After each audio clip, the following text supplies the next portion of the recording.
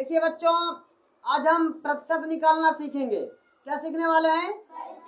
प्रतिशत निकालना, यानी परसेंटेज निकालेंगे। तो देखिए यहाँ पे हमने एक क्वेश्चन लिए हैं, 24,000 रुपया का 3% कितना होगा। तो सबसे पहले हमको समझना है कि ये प्रतिशत को लिखना कैसे पड़ेगा, है ना। लिखना आएगा तभी तो हम सवाल को सॉल्व करेंगे। तो ये जो 3% है इसको हम कैसे लिखेंगे? अभी यहाँ 3% है, 5%, 10%, 2%, ऐसे आ जाएगा।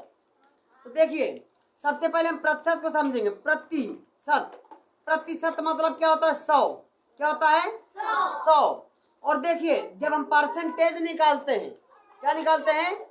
जब परसेंटेज निकालते हैं तो प्रतिशत का मतलब होता है, जब जब हम परसेंटेज निकालते हैं तो प्रतिशत को हमको कैसे लिखना है?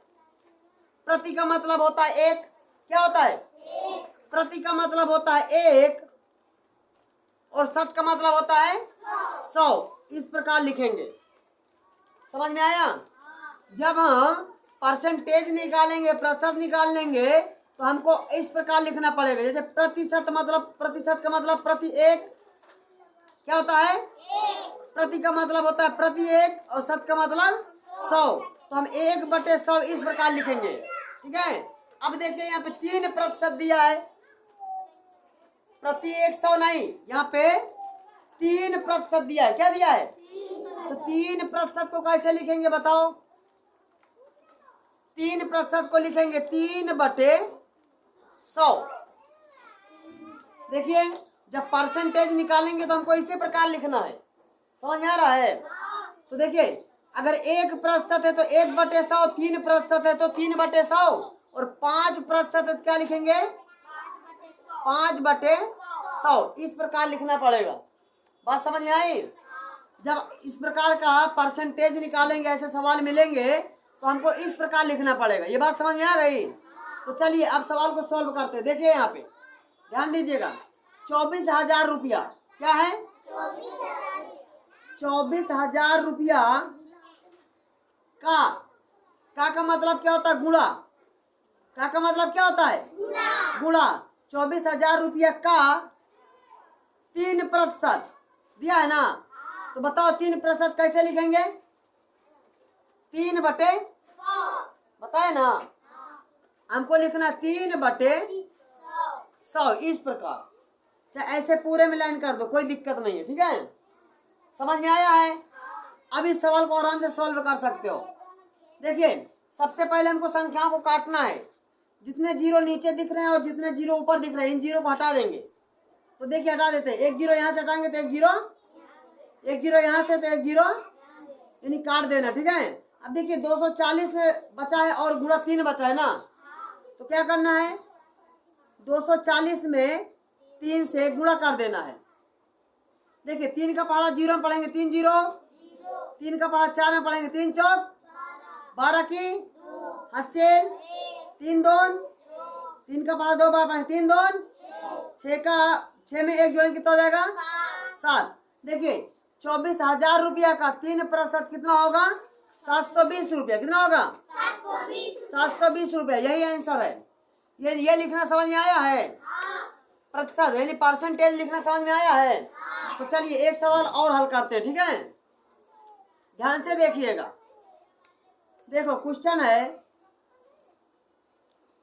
18,800 रुपया का 10% कितना होगा?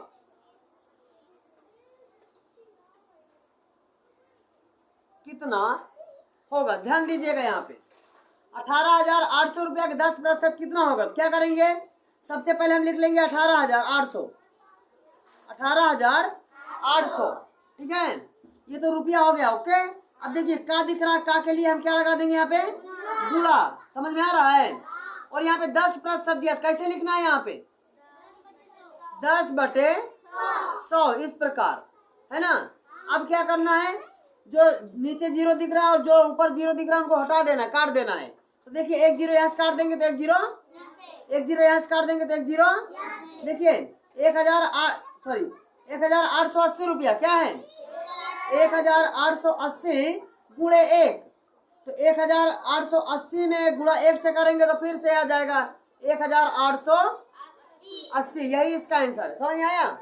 बहुत सरल है। और देखो फटाफट, एकदम सरल है। देखिए 500 रुपया का 3% कितना होगा? 500 रुपया का 3% कितना होगा? तो कैसे करेंगे? सबसे पहले हम लिखेंगे 500, है ना? और का मतलब क्या होता है? और 3% को कैसे लिखना है? 3/100। अब क्या करना है? 2 जीरो नीचे से और 2 जो जीरो दिख रहा है उनको हटा देना ना। तो देखिए 2 जीरो यहाँ से हटा देंगे, 2 जीरो। अब देखिए यहाँ पे क्या बचा? 3 और 5, तो 3 गुणे 5, 3 पचे 15। देखिए 500 रुपया का 3% कितना होगा? 15 रुपया, यही इसका आंसर। अब देखिए 500 में कितनी नोटें होती हैं? 100 की। 500 में 100 की कितनी नोटें होती हैं?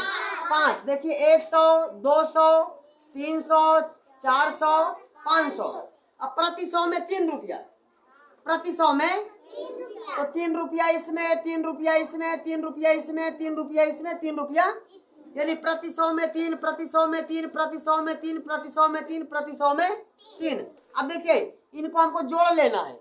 देखिए 3 3 6 3 9 3 12 3 15 आया ना, यानी प्रति 100 में 3 रुपये की बात हुई तो 500 में कितना बनेगा?